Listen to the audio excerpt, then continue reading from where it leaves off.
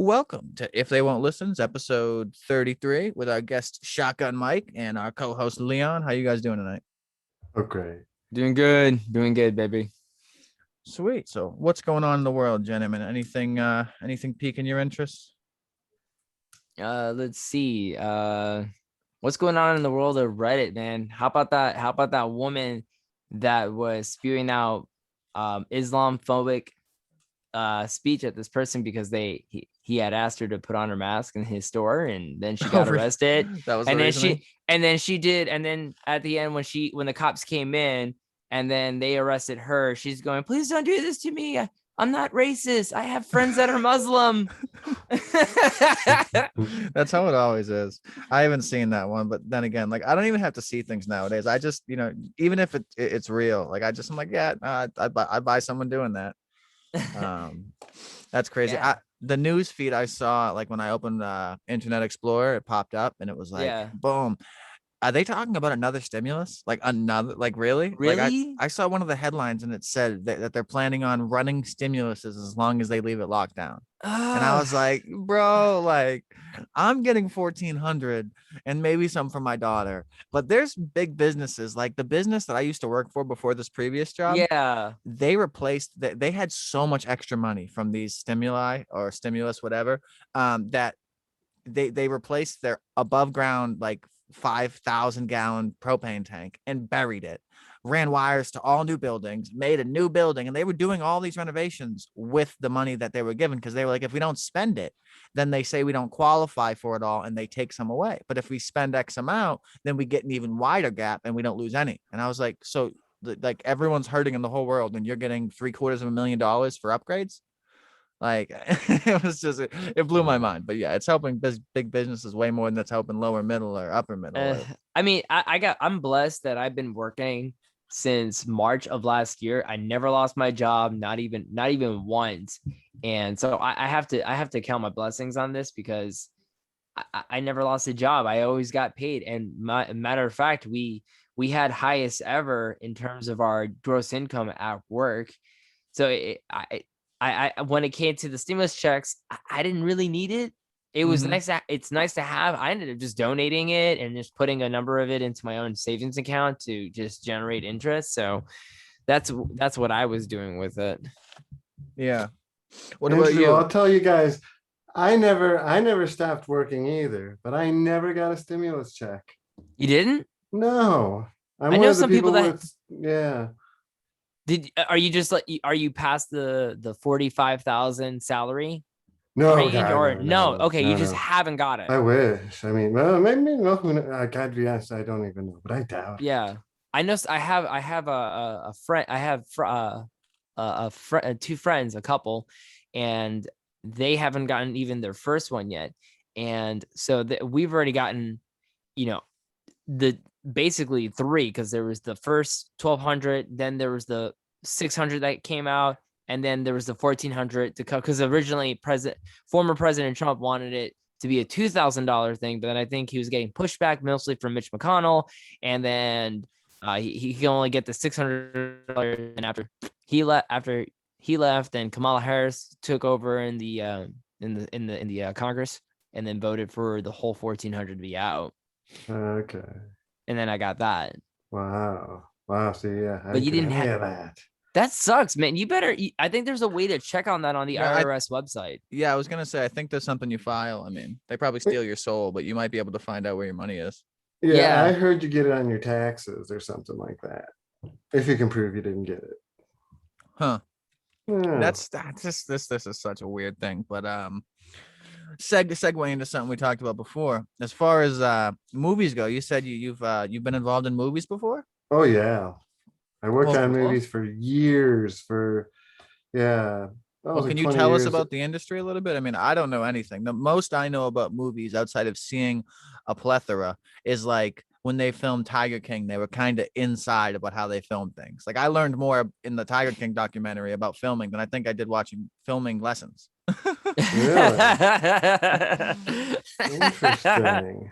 Yeah, you can do that a lot from a lot of those that kind of behind the scenes stuff. Now Tiger King, that's the one. Yeah, I remember that one. So that's like reality TV kind of. or documentary style. Yeah, it was kind of both. Like so out there that you want to think it's reality, but it was actually 100% real. Well, there you go. Well, there's an example. There's something that right off the bat. I've worked on a few reality TV shows, and I actually worked on the Dr. Phil show for 2 years. Whoa. And yeah, I know, that's the crazy part. Right. And so what you said is basically true. The reality is, I don't even know. It's like the reality and the fake, the reality and the fake for the television are almost indiscernible. Right. Yeah. So what's your favorite thing you've ever done with movies? Clearly, if you're on the Dr. Phil level, you've done some stuff. No, God, no. I've done horrible movies. They're not horrible, but they're not horrible movies. I shouldn't say that. I did all like the real low grade. I got lucky. I'm not lucky. Let's say it like this. I started working in film, and the first movie I worked on was a kickboxing movie, and there's a bunch of like B or C level stars in it.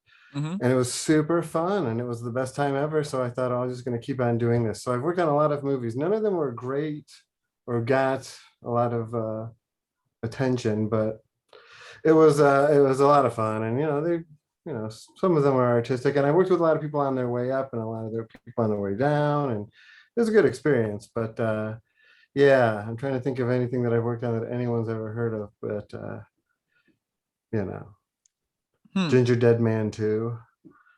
I saw actually I skimmed through your IMDb.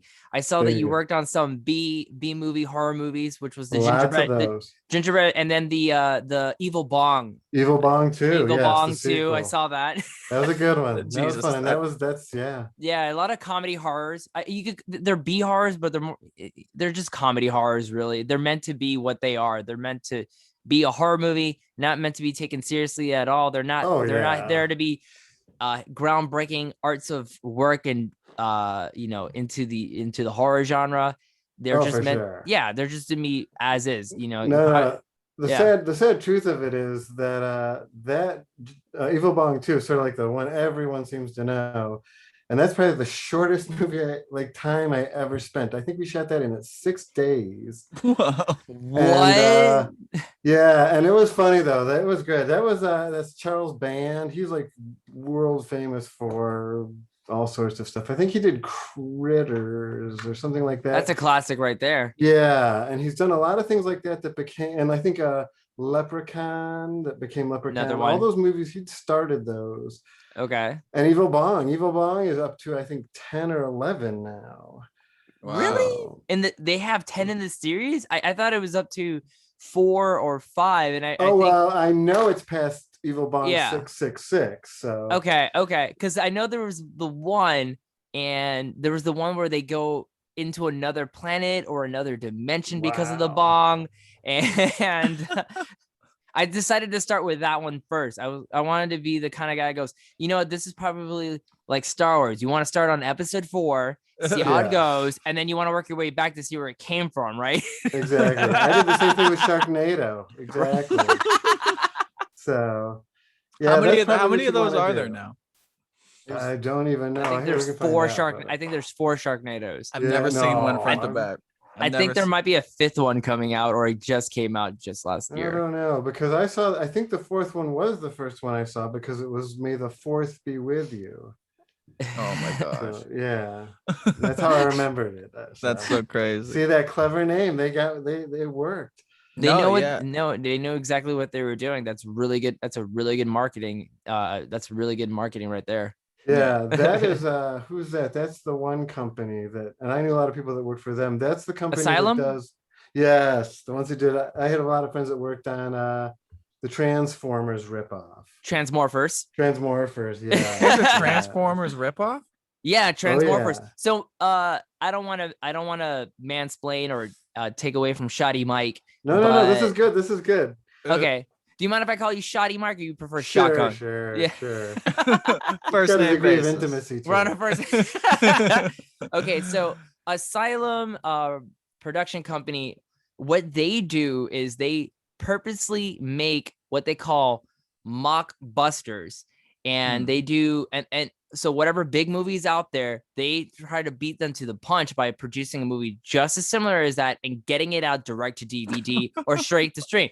So they're known for Transmorphers is one of their most known ones, and then the other one is not Pacific Rim, it was Atlantic Rim. Yes, Oh that's my god, dude, right, I that's love right. Pacific Rim. Is Atlantic Rim any good? No. No. literally there's this part in the movie where the robot gets up like this with its fist up, and they reuse that animation at least 7 times. There's this same shot of the robot going, "Whoa," and you see it about 15 minutes later. That's so crazy. So I want to talk about this. Maybe you guys know about this.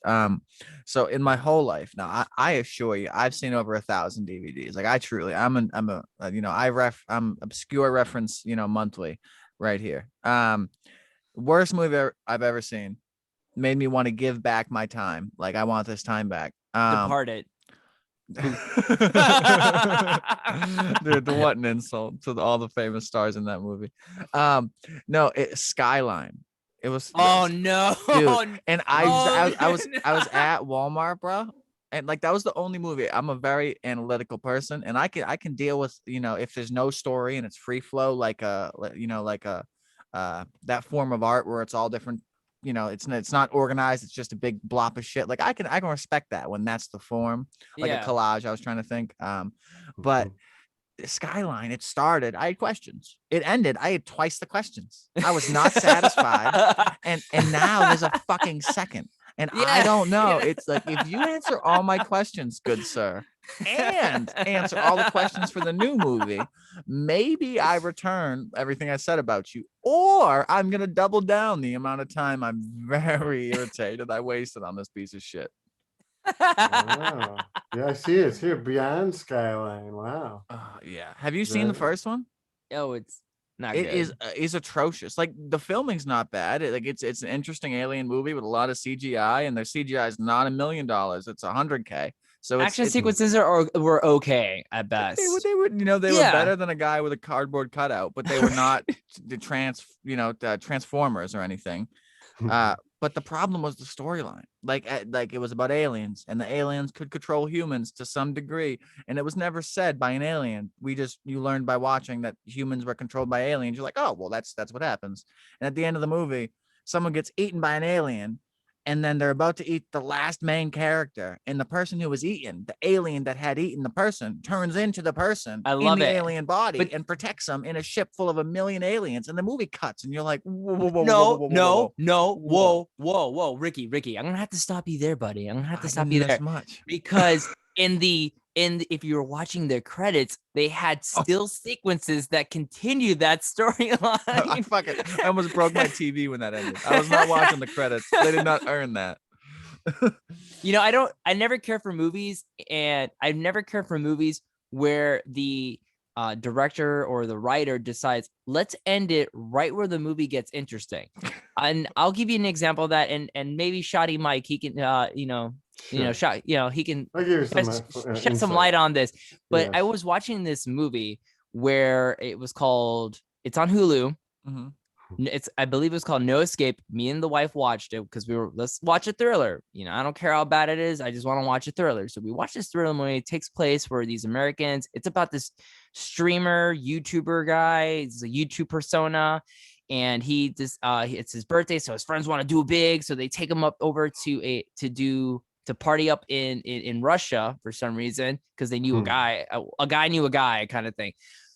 So cutting it short, it turns out that the escape room that they get into is actually a lot more intense than it was advertised, and the main character starts to have suspicion that maybe it's not real or not. I think this is not fake, this is real. I think they're trying to kill us, and then it keeps kind of getting a little bit more intense. All right, and we're kind of buying into it, but then I had the suspicion. I even said it halfway through the movie with my wife, and she said no. And I went, what if? Hear me out. And I said, what if his friends are planning the most elaborate prank on him, but he just doesn't realize it, and he's just probably going to kill somebody at the end? And my wife just immediately went, no, that's not going to happen. It's exactly what happened. Okay, he smashes a guy's face in with the gun, and then all of his friends coming out that he thought were dead, going, "Surprise, motherfucker!" And then he's sitting there with this person that he's mutilated and just bashed up, and that's when the movie cuts out. And I went, no, that's not an ending. I don't like that. I don't like it when the main character is at this point where he's all hope and there's despondency, he's lost, and they just cut out the movie. No, there's something that should finish it out, that should wrap it up. So I never like that because it feels like they're trying too hard. So Shotgun Mike, why would a director think that's a great idea? I've seen it in several movies in the last few years, and I hate it. Yeah. See, well, first of all, I'd have to see like which movies are which, because every case is different. But I don't know. That's one of those things. I guess first of all, I would say it could be a number of things, and it could be something as simple as the lead actor broke his nose, and suddenly the movie had to end. They had to figure out a way, how are we going to end this movie? We didn't shoot the last scene. Shit, we forgot to shoot the last scene. So things like that. It's interesting because with movies, 9 times out of 10, at least in my experience, the first day of shooting was the last scene in the movie, because no matter what happens, at least they know they can end the movie the way it was planned to end. Okay. It really ruins it if you want to if you're working on the production or anything. So but it's weird because that's all that kind of stuff. I once worked on a movie where it was called, I forget what it was called, because that's another thing. It was called something when we were making it, but the name got changed. And it was almost identical to Alien versus Predator, like identical. There were lines in that movie, and it was crazy. And I thought it was like an Asylum thing. And it turns out that when it finally came out, it was just garbage. And what happened was the guy got divorced. His wife held the movie up in court. And by the time it came out, they just wanted to get something done so that people would watch this movie that had literally been released twice, because the second Alien versus Predator movie came out. So that was just a thing. That was a pretty weird movie anyway. But there's so many things. Like you watch, have you guys seen, speaking of movies and whatever, the whole Justice League thing, how they just did that? And the Zack Snyder cut or whatever? Yeah. No, I haven't watched that yet. Because that's almost like a class, and to see what editing can do, I guess. But it turned out to be a 4-hour movie, right? And it's super long, and it's really can't watch it in one sitting. Yeah, no, it's not. It's not great, I guess, because it is so long. But it's better, and it's interesting to see what was cut out for. No, I haven't seen the first one. So as a person who's I'm mainly a Marvel guy, not that I'm not that there's a dial and I'm ticking sides. I've only watched one side, Fair. So would you recommend I watch the first and then watch the fix? Or would you recommend that I skip the first, as if it like the first 5 seasons of Game of Thrones? Those are beautiful. Make your own ending up. I'll tell you what, I would almost, if I were you, I would watch the 4-hour one now, just because you are in a unique position where nobody else is, not a lot of people are going to be in that situation. So it'll be interesting to see what you think of it. Yeah, I haven't seen the original either. Oh, really? Yeah. It's horrible. I just never, it just, when I saw the trailer for it, I'm kind of with Ricky on this one. I'm not very much interested in the DC filmverse. I'm not clowning on it or anything. I actually do like DC. I do like DC a lot. Some of my favorite characters are DC characters more than my favorite Marvel characters are always going to be the characters from the X-Men. Of course, you got Deadpool.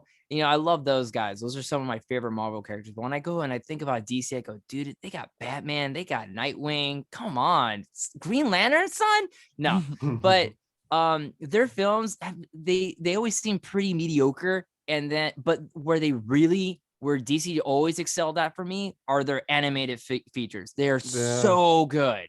so good. But yeah, I haven't seen the original Justice League movie. Yeah, it's pretty bad. I mean, they're all. I don't I've like heard the DC that. ones. Yeah, because they're all pretty bad, and for a number of reasons, and they always are for some reason. I guess I couldn't stand that new Wonder Woman that came because I saw that, but I watched that 84. knowing I was gonna hate it. But Now, That's it. to what degree do you think this is all China's fault? Because yeah, I'll tell Whoa! Wait, like- hold up. Did No, did I nod off? no, because no, there's I would say X-Men are more towards that because isn't the one there's the Wolverine one that's basically takes place in. well, I don't just remember. all I know about it is that the first time I was keyed into it was with Dr.Strange. Was that the original story in the comic book of that had a Tibetan man, and China doesn't recognize Tibet as a place, and so because of that, they made it a bald woman, and they said she was from somewhere else, and it was a magic Interesting. snap fix because China is $1 billion industry. So if you make an A-class movie and you don't get those hands in the pie, your chances of winning your whatever award or getting the money back, your ROI, it increases. And so for billions of chances to increase it, they just changed the movie. And I was like, once I heard that, I was like, how many movies have I seen that probably would have been told a different way, couldn't have been because China's not for it. Oh, I'm sure there's a lot. Yeah. Huh. That's the thing with that Wolverine movie I was mentioning. That's almost like a Chinese movie because it's all takes place over there and it all is about there. Actually, it's Japan. I think it was Japan. The It is. I'm Wolverine. culturally insensitive because he was a prisoner and he rescues the one Japanese soldier when the nuke drops. Right. And that's what it is. But it's one of those things where it was, yeah, it's all takes place there, and it's interesting to see because they do that a lot. And if I used to live in Koreatown in Los Angeles, and if you went to the theater there, they had Korean subtitles, and it was interesting because you could watch movies. And this was a while ago, but you would notice the subtitles would kick out because there was so much that was in Korean. So, yeah, wow. Yeah, that is really interesting. Yeah. But hey, I kind of want to circle back to cuts for a second, director's cuts, theatrical cuts and such. And I just want to say something because we talked about Wolverine, but X-Men Origins Wolverine, the working cut that was leaked out by that executive producer's son because he wanted to show his friends that movie, and he said, "Hey, don't share this." And they ended up putting it up on Pirate Bay the next day, and everyone downloaded it like months before it was released. The working version that didn't have the added CGI or whatever or missing scenes, I thought was a way better movie than the actual theatrical cut. Ricky, have you seen this? If you're talking about the thing that happened, like this must have happened. Like we're talking fucking 10 years ago, right? 2010. Yeah. Okay. No, it was 2009. 2009. I think I'm in on that with you. And the only thing I remember is I remember the trailer park house I lived in, and I remember them watching a movie in the living room, and it was like they were in a CAD program for all the CGI parts, but all the parts it was the real guy. It was an actual film of the real guy. And it very well could have been Wolverine. I mean, not that I remember anything else, but no, it was the whole movie. They had the whole movie, and it was that type of thing where it wasn't even out yet. And I was like, "You're gonna watch the whole movie with boxes in the background?" It was like 80% complete or something. They was still missing a lot of CGI to fix up certain scenes to make it look better, but it just looked like this very kind of sci-fi movie-esque feel to it. And I honestly thought it made the experience a lot better. There's a part where Weapon 11 or Deadpool, the crappy version, he's got eye beams coming out of his eyes, and he's just looking down, just shooting eye beams. But in the working cut version of it, it's just you could clearly tell it was just just paint. They just did like MS Paint really quick. Hey, this is where the laser beams are gonna go, guys. It's right here. And I went, this is the best movie I've ever watched in my life. 2009. Wow. This is it.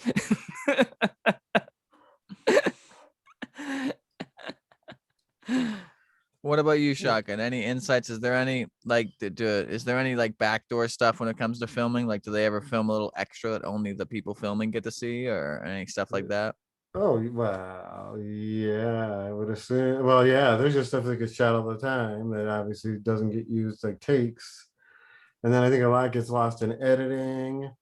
And then story changes. I feel like that has a lot, like, I feel like stories change for various reasons, especially with what we're talking about, how you said the Wolverine wasn't that good after. Uh, whatever they did to it. Mhm. Yeah, I think they changed things a lot. That's what this Justice League kind of shows. It kind of shows how they just try to Yeah. really put a story to something.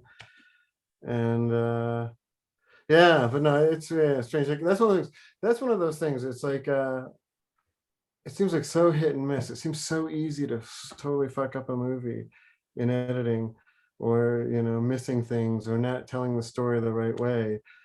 And if you don't do it right, you could get to the end of your movie and go, holy shit, we forgot to tell how he got this superpower. Oh man, what are we gonna do? And it's like he's in Europe and he shaved his head, so we can't use him now. And so you rush to find things, and and that happens a lot. And yeah, it's strange. I once worked on a movie where it was the long scene where the guy walked down this entire driveway, and it was supposed to be the end credits showing how he was leaving. And then they got to the end of it, and they realized he had something in his back pocket that for the purpose of the story he would have never had, and and they fucked it all up. And I think they kept it in there because time was wasted. So. That's really funny. But yeah, and you'll see stuff like that all the time. It's a strange thing. I'll tell you, the one thing I was always surprised at was how it's like total and utter chaos up until they say action. Then when they go to cut, it's total chaos. And it's a miracle that good movies, well, it's not a miracle, but I think So luck does have a lot to do with it. So I feel like, me personally, I feel like I'm kind of biased because like I just love movies. Like I said, honestly, if you would have hooked me up to a machine that would kill me if I was wrong, and one more advanced than our version of a polygraph, because I could beat ours while I was half drunk. But like a real one, the only movie I truly regret watching was Skyline. Every other movie that I could find reasons where it was like, hey, I like this and we'll move past. Is there any like real A-list movies that you think just hit the garbage can, that you think, the sheep me and movie mentalities, like that's a great movie? Yeah, there's a lot. I just like, even right now, I don't know. I'm trying to think of see, that's one of those things I should start writing those things down whenever when I watch a horrible movie. Because I like horrible movies, but sometimes I think the imagination or the idea they had is so clever or whatever. It's like it gives it something to watch, or it's so bad. I don't know, that Wonder Woman is so pretty bad. I don't want to keep picking on that. See, I didn't mind that. Like, obviously, there was a lot of moments where I was like, oh, okay, her vagina just exploded a little bit. Like, she just, the lights came out, she threw her whip, a jet flew over the top. Like, it was like I feel like that whole movie was them going, oh wow, look, parachute pants. Oh wow, look, breakdancing. Oh wow, look, hairspray. It's like, we get it. We know you've time traveled. What are you? Yeah, it was just same weird. And then it's also supposed to be with this woman who's empowered, and that was the whole thing. She's Wonder Woman, and then the story at the end is, oh, she needs this guy, and if she can't have him, that just seemed weird to me. I would have liked her if she was like really a man hater. They should have made her like a real man hating lesbian that just beat the shit out of men. That kind I would of have been for that. I would have been for that. Yeah. Yeah.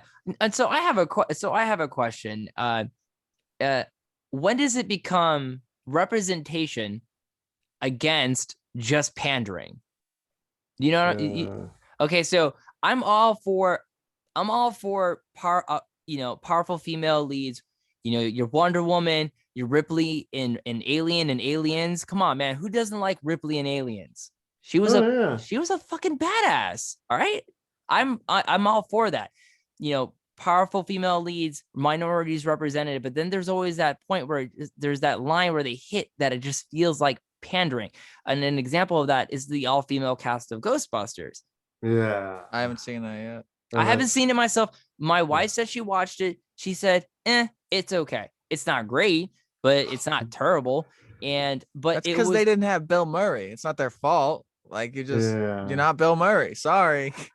Yeah, and I know that there was people out there that were clowning on the movie, and there was even women commentating on the movie saying that it's not a good movie because they took what was originally an all male cast and they turned it to they flipped it and go, oh, now it's all females now. Mhm. And instead of just creating a movie about 4 women that were empowered, that they're all female leads that get together for whatever reason and to fight some sort of entity or some force or some guy or whatever, they decided let's just piggyback off an existing property. So that right there, that feels like pandering. Oh, for sure. For Yeah. sure. I think that's exactly what that was. I think I don't know what the deal is in Hollywood nowadays because they can't like it's impossible to come up with a new idea. And I was like coming up, I think next month is like that Mortal Kombat movie coming up. And I thought, what's the purpose of that? Like the purpose of a video game is that it's different every time. I mean, kind of. Mortal Kombat 37. They're still fighting in the sewers. But it's just crazy that like, yeah, they can't come up with an idea. It's like, couldn't they call it, like, I don't know, crazy superpower kung fu or something? I don't know. I would have loved to watch Super Crazy Kung Fu movie. Yeah, like, that's one of those things I just never understood. Like, speaking of Pacific Rim, that was almost like, I mean, and I just said the new King Kong Godzilla movie. It's not bad, but it's like that's. I haven't watched it. I want to though. Maybe I'll do it after this. Yeah, it's good. It's good. It's pretty cool. But the Pacific Rim movie was good, and I didn't know the names of those. Dude, that I fucking love that movie. And on a side note, before we hit the next thing, so what's your opinion of Captain Marvel specifically? Because that's a movie I still haven't seen, but I remember people being in an uproar. They were saying the advertisements were like full on teen girl gang #go. And then the movie actually wasn't like that. And so it was even more of a trope that like if the ads weren't so fucking bad, this movie would have done better, but the ads were full of feminist bullshit. Right. And then the movie was unlike that. So there was this cognitive dissonance in the understanding. And when I like I said, I haven't seen it, or if I did, I remembered nothing. And so upon watching it again, what do you think about that? Do you think it's a solid movie if you've seen it, or is it? No, I've seen it. It's not and I have to agree with Shotgun Mike on this, and it wasn't great. It wasn't terrible. It just wasn't great. Well, the thing is about that. Well, yeah, there's a few things with that I didn't get. First of all, that actress, I just there's something about that. Yeah. Not Alison Brie. Alison Brie's from Community. I'm spacing on her name. I'm spacing on her name too. Yeah, but she was there's something about that. There's something about like that kind of character. Like I never really liked, and I know it's gonna be like whatever, but like Superman, because I thought he's so perfect and so goody two shoes. It makes no sense. Why would he be that way? He's like a robot, and that's how she kind of. But that was a weird movie too, because I think what happened was it was so not good. They thought, let's say before this even comes out, that it's not good, that people are saying it's not good because they hate women, and then it kind of became this whole feminist thing. And I thought that's like super like kind of I don't know, insulting to like all those chicks in the Avengers. Come on. I mean, and then X-Men, and X-Men they have there's a lot of them. So it's weird how that was. No one ever looked at Storm like she was, a woman power lady, Yeah. Or representing African culture, which, by the way, that was a terrible accent in that movie. But hey, I still like that movie. I thought it was great. Oh, yeah. Let's see. I know I'm kind of sad. Brie Larson, that was her name. That played Captain Marvel. Brie Larson. She kind of fits your description for what I guess we wanted with a different hair color for Wonder Woman. The butch lesbian. She fits the bill better than whoever they had play her, that A-list girl who I would take to dinner. Gal Gadot. I'd name her something else. I probably couldn't pronounce her real name. Yeah, I mean, the funny thing is, I stay away out of the mainstream, especially when it comes to nerd culture and geek culture, because it could definitely get very, it really turns up to 11 in terms of its intensity sometimes. And I went into watching Captain Marvel without having any preconceptions of this being a feminist film or a feminine powered woman or something. I didn't go into hearing that, I just went in. I go, I just want to watch a movie about a superhero kicking alien ass. That's all I want. That's all I wanted. And I didn't even really get that. I didn't really, you don't really get that in the movie. There's some of the action sequences were okay. The part where they're developing her character was very much meh, not really. I was not really into it. The whole point of Captain Marvel was literally, it was similar to that of the original first Thor movie. The only reason why it existed in the first place, so you know who this person is in the next main Marvel movie. Exactly. Literally, that's what it felt like. It wasn't just a very mediocre. It was just a very mediocre film overall. It's just the whole point of it is that you know who Captain Marvel is when she comes in the Endgame movie. That's literally it. Exactly. They could have done that as a post-credit scene in the first the Infinity Wars, and just had it be like, we need so and so, and she could have had all these superpowers, and it's like, oh, okay, she's from somewhere else and she's got superpowers, and she's we would have rolled with it. Yeah. I mean, I like Captain Marvel. I like her character. I do like her story because I've read her in the Avengers, and she's one of my favorite Avengers. Is her and Spider-Woman are like my favorite characters in the new Avengers back when I was reading it in 2008, 2009.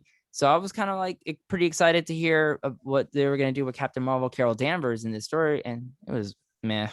Yeah. So I want to get your opinion on a few more movie things. I got one giant one in mind on the 4-hour level, but I'm curious again because we touched on it.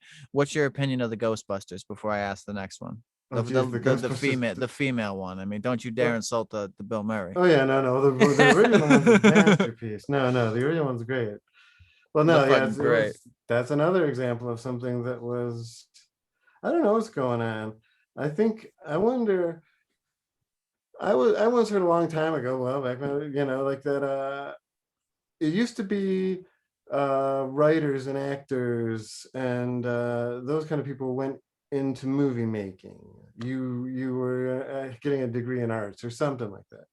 And nowadays it's people who have accounting degrees and advertising degrees. And I guess that's what it just seems like. Everything seems like that. Really? Yeah, well, like Ghostbusters too. What was it? It's like, hey, let's have a story. We could come up with a story that involves ghosts, that that's funny, that empowers women, but I have no ideas. Let's just do Ghostbusters, but we'll replace every single man with a woman, right down to like their skin color, and that way people won't get confused. And I feel like they do that, and that's what happens, I guess. It's the same movie, like it's like front to back. Like there's a Marshmallow Man and Demon Dogs, and someone takes over the world. What I just watched, and I remember watching it going, the whole movie was them going, remember? So that's what that would be like. It'd be like, remember slime? Remember I got slimed? It was just that kind of stuff. It's like, oh yeah, I remember that from the first movie, and it just happened to this person. So the Star Wars episode episode 7 syndrome. That's what it is. So it goes, hey, remember this? Remember TIE Fighters? Yeah. The fuckers did callbacks on a movie they weren't in. Oh yeah. Well, everyone from Ghostbusters is in that. Bill Murray included, I think. I think Dan Aykroyd also makes a cameo on it as well. Do they? Okay, well that makes me like super jelly happy, but Bill Murray looks miserable. Oh, I bet. He did not look good back in Zombieland, and that was a few years ago. Yeah. Was it though? Because I felt that was back in 2009. Well, that's a few years ago. Liked that one. That's not a few years ago, honey. A few multiplied by a few. No.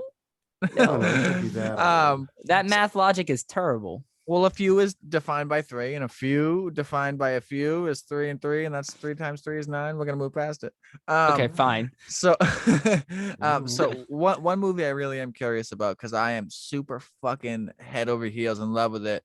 Saw it as a kid, barely understood it. Saw it as an adult, riveted, and then the sequel came out. So I'm curious your opinion. The original Red Dawn versus the recut with the mix ending. Have you seen either? Or I saw the original. There's a remix ending? Oh, fuck yeah, bro. I didn't mean to hit you with a spoiler, but like that's all. No. But yeah, no, it's more in principle. It's the same movie. The new one's not 4 hours, by the way. like at all. Like it might be 2 or 3, and maybe I'm gonna Google that because I forget. But I'm not, almost positive it's not a 4-hour show. Red Dawn remake. Enter. You're not. We're talking about a recut of the original '84 Red Dawn, right? We're not So talking about the one with Josh Peck in it, right? no, I'm talking about the one with Josh Peck. That's the remake of Okay. Red Dawn. Okay, yeah, I know of that remake. So Okay. so that movie runs side by side with the real Red Dawn up until, like, at the moment the real Red Dawn ends 4 hours in, that's 80% of the remake. And then so Okay. I'm watching them have beers. Woohoo, we're done. We did it. Fuck the enemy. They're done. And they're having beers, and then the alternate ending kicks in, and there's another 25 minutes. And I'm that guy. So like when I saw them having beers, I was like, it's only been an hour and 5 minutes. And I clicked the up button and I was like, whoa, we got 30 minutes left. It ain't over. This is weird. But no, I'm not satisfied. And first of all, the remake has a 15% on Rotten Tomatoes. Not that I like them, but that don't look good. And all the other ratings, IMDb is a 5.4 out of 10, Metacritic's a 31. But the remake's an hour and a half. That's it. The original is fucking 4 hours. And I mean, not that you can do justice against a young Charlie Sheen. Like, they didn't have it in the bag. But God, I love the original so much. And just because I get to think about the original, I like the remake. But the remake just, I don't know. If you haven't seen the remake, I guess my question misses its landing a little bit. But what do you think about the original as far as a movie Oh, goes? I liked it. I liked it. It's, yeah, it was like a classic. It's funny because the remake, it seems, yeah, because I'm looking at it. Is that they did they do it like shot for shot? Is that like Psycho, when Gus Van Sant did Psycho? It's literally like it's almost parallel, like storyline wise, the with the woods and the attacking and at the school and with the truck and with the parachutes. Like it's side by side for, Yeah. like if you were to fast track, every minute in this Red Dawn is 4 of the original. An hour in, the real run would end, and then there's 25 minutes left of this one.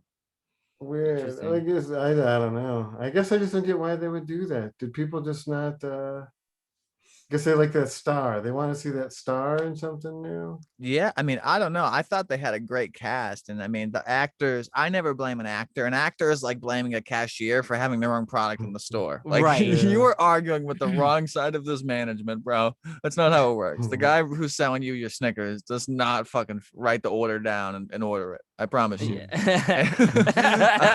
So I don't blame Josh Peck and the cast they had, that I thought was a good cast, and they even had the I think Thor was in it, right? Like the Thor. Liam Hemsworth, yeah. was Yeah, it? I thought was it Liam Hemsworth was in that movie. One of the Hemsworths was in that movie, but I thought it was also Channing Tatum was in that movie, or was I wrong? I think it's one of the Hemsworths. I think It it's one doesn't of the sound Hemsworths. right. I'm looking at the list right now. They got the guy from oh God, why am I fucking blanking out here? The guy from Hunger Games, the brother Okay. of I think that's Katniss. Chris. Yeah. His name is Josh Hutcherson. He's the second protagonist in the Hunger Games. Okay. No, yeah, Pita. really good fucking movie nonetheless. I just wanted to bring it up because I was thinking about it when you said you were a movie guy. The only thing that came into my brain was like, boom, fucking original Red Dawn. Like that's up there. I mean, I don't even have to ask you about your opinion of fucking Saving Private Ryan, because I've never heard a person say they didn't like that movie. Yeah, it was a good movie. It's a good movie. What you again? I'm okay. If someone says they don't like it, I just want to hear your reason. No, I like it. It's a good movie. It's a good movie. Yeah, no, you know, I respect the military, and when I watch that movie, my respect just it becomes more than one item and starts paralleling itself. You know what I mean? It's like, wow, I respect them. Wow, I respect them doubly. I respect them for this, and I respect them for this. And each subject's a new level of respect in the same, I tried to join the Marines as contact shotgun, and I got denied for tattoos. I got great scores on the paperwork, and I got, I'm 6'3", 160 pounds. Like I'm a peak, specimen as far as humans go, in my opinion. And yeah, they denied me because I had tattoos within 2 inches of my wrist. When I saluted, that would have been disrespectful. Therefore, I'm not allowed to die for my country. Yeah, and I'm not mad at it. Like, I'm really not. I'm happy I didn't, because I have a whole different life. But it really sits in the back of my mind. Like, I would be a whole different fucking life. That is crazy. I guess I wouldn't think that they would care. This was in 2012. I dropped out junior year, got my GED, and I did the testing and I did the physical. And it was this weird system where, like, they had me answer 1,000 questions and do a physical and pass a test, like the ASVAB, and I did all that. And up until then, they never. I told them, like, in the very beginning, when the first question, do you have any tattoos? Yeah, like 70. I was an artist at 14. I do. I have tattoos. I didn't have a neck one at the time because I was 17, turning 18 soon. But yeah, I ended up getting in there, and I did freaking. It was just insane, you know. But Wow. nonetheless, I guess that's not a thing anymore. Like, now they have a lot more leniency towards that. But it's like, well, dude, 10 years of advanced. I made a plan without the Marines, so I don't know if I can go in anymore. Yeah. You know, Yeah, that's weird. Yeah. right? I bet it was different in your day. You know what I mean? Like, if you had a Ted, they were like, fucking go. Well, I think that was just it, is that like people didn't want to join the army. Yeah, I didn't Yeah, want no, to I get could have shot. joined the army with my tattoo. They wouldn't have cared, but I didn't want to. I wanted to go to officer school in the Marines and make a 30-year Yeah, career, retire a fucking respectable person, not go die as cannon fodder. With respect, exactly. I care about the army. Like, I No, no, respect yeah, them, but I have more intellect than the guy who just says, "Why are we here, Joe?" I don't know, Steven, exactly. but we're gonna stand here until we find out.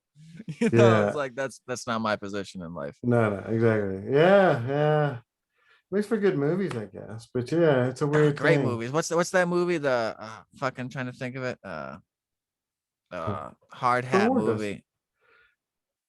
Oh, there's That's tons of good war movies. there is. Well, That's what's why your there's so. favorite? What Oh, geez. if you were asked at the top of your head, not that that's a wrong answer, but like There's the so first, many. I don't know. I don't really know. I don't watch a lot of movies. I don't know. I don't know. I'm trying to think of what a good one would be. well, let's change genre then. If we were gonna go to horror, Ooh, what's the horror. first horror? If you were gonna Ooh. Oh understand, man. understand your top three can oscillate. So no one's gonna pin you to the Yeah. wall if you say the wrong thing that you'd say at a different time. Geez, yeah, that's just it. Horrors are weird because I almost prefer horrors that are really pretty silly. Right. I get Hold on. that. Oh yeah. Hey, what are my top three favorite horror movies? See, I don't even know this stuff. Eraserhead. Oh, that's not Oh a horror man, movie. yeah. Is it a Okay. race? Is it a horror movie? See, there you go. I don't know if it'd be scary, but it's kind of scary. But I do like weird movies like that are like the psychological. What I just saw, I've been watching a lot of those, but Like 13 Ghosts, psychological, or more Or- complicated No, than that. no, way more Yeah. complicated than that, man. Come on. or Hills Have Eyes, or Oh, weird the things Hills. where, yeah, things that are just creepy and don't make, yeah. What about those two movies that there's a whole line of movies I watched with the mother of my daughter, the Annabelle ones, like the Oh, Dave the and Conjuring Lorraine. Yeah, series? like there's like 9 of them Conjuring. that are all in the strand. I'm not I into those, loved man. all of those. I thought they were Ugh. stupid, but they like the storylines. It's coalesced well. I thought they put a lot Oh of yeah, Okay. time. You know, those it's are funny. psychological. Yeah, those are funny. It's just funny because they always say based on a real event, and I always think like they're stretching it now because people Based like on a that. real event where you had a bucket of acid for dinner. Yeah, exactly, Well, I know exactly. the two people that they base it on are real ghost hunters. Yeah, no, And Yeah. they wrote yeah. memoirs of some of their encounters that they have during, and one of them being in The Conjuring. I don't remember what it was based but it was based on one of their investigations, because those are two real people. I don't know if they're alive anymore or Maybe not. ghosts. I got a theory. Maybe Yeah. ghosts are just so smart. They learned about technology and they're like, we got to be quieter, bros.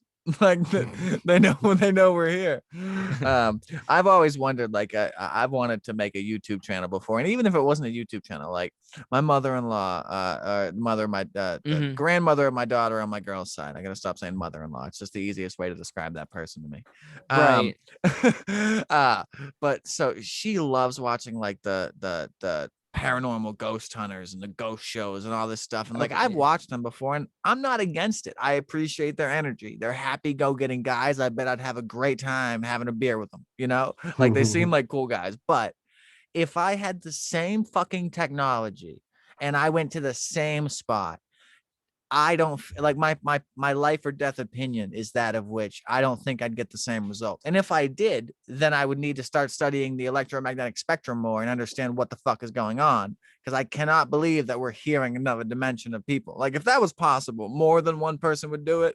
You would not be the only guy doing it. You know what I mean? People would be doing it in secret. And it just seems like every ghost show has that little hinge to it where it's like, this is drama. Every time you come back from a commercial, we're going to kill 30 seconds by telling you everything that's happened in the last 15 minutes. Oh yeah, that's know all what I the mean? shows do. It's a lot of, I mean, it's a lot of Hollywood glam in those shows. They do a lot of things to ramp up the intensity and the drama of the episode. So it's a lot of Hollywood glam that they do. They go and they do it at the right moments where they'll cut it off when the guy he turns around and goes, what was that? And it's like, black screen. Do you need Advil? Do you have will be headaches? right back. Well, it's funny because that's almost like the Blair Witch Project was fictional before that was a reality. There's ghost hunter shows, but that's all they were doing was pretending they were ghosts or whatever, or a witch. Yeah, I guess. and Witches and ghosts. That was Blair Witch had a really interesting history, and I know Shotgun Mike can back me up on this Oh, one yeah. with the whole. Well, they had such great promo. It had the best Yes. marketing a movie ever had in the 90s. Definitely some of the best. They did the thing where they showed the reaction in the theaters, but then what they did was they said everyone went missing, and then they told the 3 actors, "Hey, you need to go incognito for the next 8 months. Okay, you need to go literally. It was in their contract. They had to go incognito for the next 8 months. Okay, and then what they did was they also had another cross promotion where on the Sci-Fi, I believe it was on the Sci-Fi channel, but they did a documentary that was about the Blair Witch itself. It included a guy who was killing people in those woods, and it was all. I even believed it for a second, but it was all fabricated. Because when I first saw the trailer for the movie, I just went, "That ain't real, man. That's not a real thing." But then they started doing things like that made me went, "Maybe it is real. Maybe they went further than that. They started like I think a year before it came out with like fake stories and planting stories. Yes. Oh my gosh, And dude, all they this went stuff. full Moriarty on it. No, and they then went. when people went, I had a friend who went to like an early screening or whatever, and nobody knew it was fiction.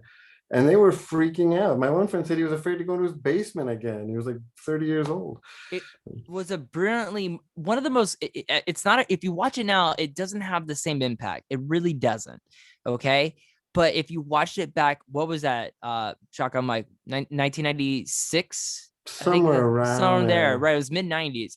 And but the internet was around, so I don't know if it was. It was around, and it did get kind of it did go kind of viral, but it was mostly on television where it got a lot of its promo done. And you're right, because one of the things that they did is they went to the town. I think it was somewhere in Massachusetts, right, where they did the filming location. Boston. Somewhere in the Northeast. They shot this movie. And they interviewed real people, but they paid them to tell a story that they wrote, going, "Hey, talk about this thing called the Blair Witch that's nearby this woods. Here are the lines." And it was actual townspeople that they were really interviewing. Some of them were actors, but most of them were a good chunk of them were actual townspeople to give it more validity. That this Dude, that's was fucking insane. It was the best marketing a movie's ever had. But it's funny too because they spent no money. Actually, that's funny because it's $60,000. I worked with one of those guys on a movie. I forgot which one. He's one of the kids that scared. He said they spent 10 grand on it and they made millions. So that's very low budget movie. And that was the beginning of like that found footage that now everybody uses. Well, wait, hold on. You can go even further than that. You know what I'm about to say. What's that? You know it. Come on. Okay. Well, I'm thinking Cannibal Holocaust. Oh, see, yeah. That was the first. I think that's the furthest back you can go. They probably ripped that off then. Yeah, they would have been into that. Because that was the other thing, because the director of the movie went on trial. I read the history of this movie too. They went on trial because all the actors died in the movie, not in real life. They, on screen, they had all these on-screen deaths, but the production and the special effects that they went through was so it fooled everyone that everyone thought they saw a snuff film in real life. and the director had to explain how he did all the special effects. Because one of the most iconic scenes is when all the characters go to this clearing in the jungle, and there's a woman that's impaled from ass up to the mouth, and so she's got it. The pike is coming right out of her mouth, right? But what they did was they just put a part of a pike in her mouth, and she just sat on top of the stump, and they had to line it up just right so it looked like she was being impaled. Brilliant, Wow. brilliant filmmaking. But that was I would say that's the earliest of found footage movies was that. Yeah, I guess so. It's funny it's funny how that is like one of those things. I'm guessing there's probably something earlier, but it's weird how that's an example of how both of them are examples of how the reality adds so much to the actual movie, which I think that was sort of the beginning. Because now with the internet, if you're going to put out a movie and you aren't going to have some sort of social interaction online, you're done for. Mhm. So I think it's one of the interesting. most worst horror movies I've Hmm. ever seen had to be Unfriended. Oh Terrible. yeah. It was all shot in the same house. Everyone was just in different rooms. Oh, is it? Yeah, I've That's- seen that. I just thought that could be a good COVID. Yeah, that's a good. I thought with COVID, everything was going to become like that because I thought we're not going to be able to make movies. We'll all have to be doing it like this. Now I'm curious here, based on one of my favorite TV shows. Do you think there are reality TV shows that are the exception? Because the rule is make it look real, but it's completely fucking fake. So, but there are reality shows that are real. Like there's been a bunch of fake Survivor Mans where they're staying at hotels, and then there's been like Lestrade, I think is his name, the guy who was actually real and went out and did it, set his own cameras and shit. And I'm just jumping off a name here. I think I heard off Rogan, but now I'm curious. Do you think you must know the show like Catfish, right? Yeah. What validity do you think that show holds? Someone told me once, oh, that's so fake. And dude, I've seen 6 seasons of it and I've dated online a bunch. So maybe I'm super fucking biased, but I feel like when I watch that, I'm like, dude, it wouldn't be hard to really film this honestly. Not Like at there's so all. many people who do this. It's asinine. To say that it's fake you'd almost have to go out of your means to make it up. Like just go talk to any real dude who's got Tinder. This is a thing. Yeah. Well, that's just it. So that's If- the thing. Reality TV is its own thing. For that example, I would say, well, for all of them, it's usually comes down to 2 things like that one. First thing you do is you find crazy people, and that's not hard to do because they're everywhere. But you find people on dating sites. I used to be on those. Yeah, there's a lot of them, and they're crazy people everywhere. If you want to audition, I once auditioned to be on a reality show, and I was told to be as obnoxious and loud and whatever as I could be. And I almost got on. I didn't get on. I didn't come close, but I got to like the third thing. But I was going to be like the schlubby guy that nobody liked, that would be kicked off after a while, beaten up by the the beach bums. But that was the thing. So you get crazy people. So right off the bat, it's the craziest people in the world who want to be on television. They want attention. So you're not going to have to drag it out of them. Second element is you just film everything everybody does constantly. They don't go to the bathroom. They don't do anything. That's why subtitles are so common, because the sound guy probably had to go to the bathroom. So you film everything. You pick anybody in the world, and if you film them around the clock, I You'll get guarantee they'll something. give you at least 2 hours of total insanity.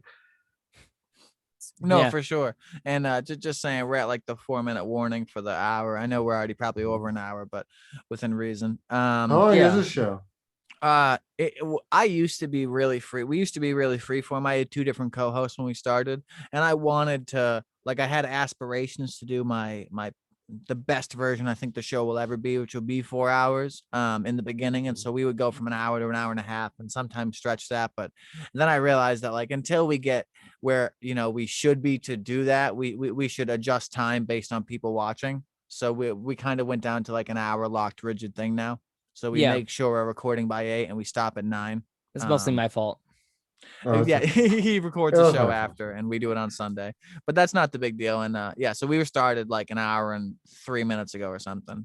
But yeah, no, I'm not crazy on time. But he records a show after, and we get a lot out of it. So I get this guy to chapter our episode. He listens to us, and every time we switch subjects enough within, Oh wow. within reason. And so if you go to any of our old shows, Yeah.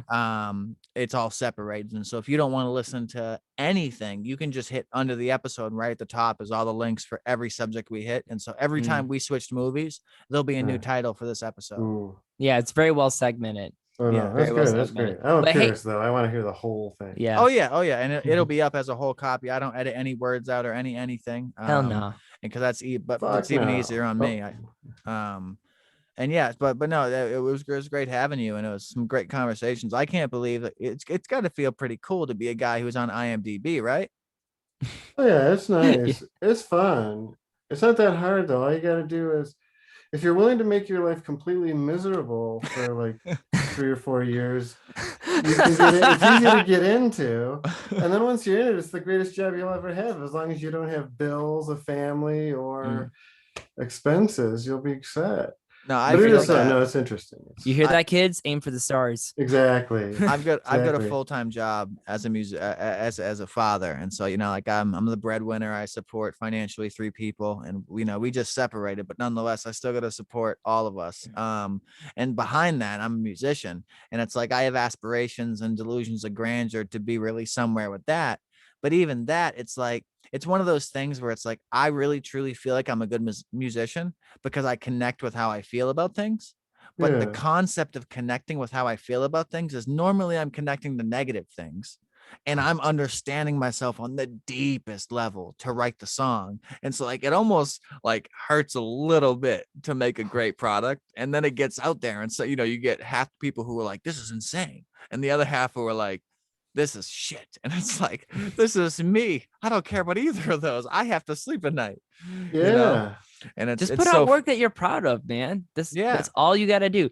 You put out work that you're proud of and something that you personally would consume. Yeah, I totally agree. That's exactly what I feel. Yeah. You don't make a terrible burger and go, oh yeah, this is the kind of burger I want to eat. It's this terrible half-ass burger. No, you're going to make this burger the best freaking burger you ever had in your life. Just to reduce it down to something so simple and making a product. This is a burger.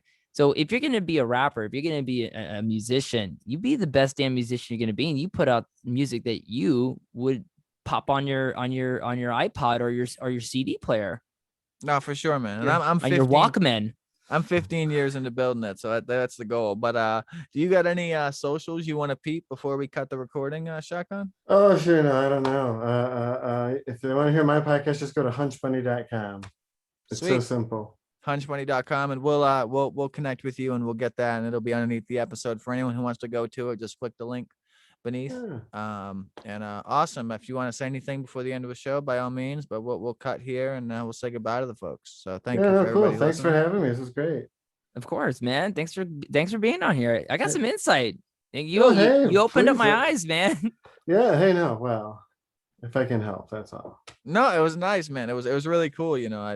It's even a cooler aspect to see that someone who's not on the upper echelon, like the top of the Golden Tower in Hollywood is still very, you've done a lot of movies, and you're a very real person, a nice guy. Yeah, So. it's weird too, because I mean, it's obviously, but one of the other weird things too that is strange, I mean, is that I didn't even mention it, but my roommate at the time came from sort of Hollywood royalty. So I knew I got in, that's how I was able to get into things. And that was interesting to just see how the business works. And it is a tough business, but Was it Emilio Estevez? no, it's funny. It was her dad did something at ABC, but it's interesting because when I worked on Dr. Phil, I wanted to get ahead, and everyone I worked with was like trying to talk to Dr. Phil or his son or these producers. And she said, oh, fuck them. Talk to this guy. He had some boring job I'd never even heard of. And sure enough, he was the one. So it's interesting to see how you hear about nepotism and all this and that, but it is interesting to see how connections help. And Uh-oh. it's a horrible business. I wouldn't recommend it to anybody. And yeah. Aim for the stars. Awesome. But no, everybody say goodbye, and we'll cut. Everyone, thank you for listening, and have a good night. Everyone All right, stay cool. groovy, man.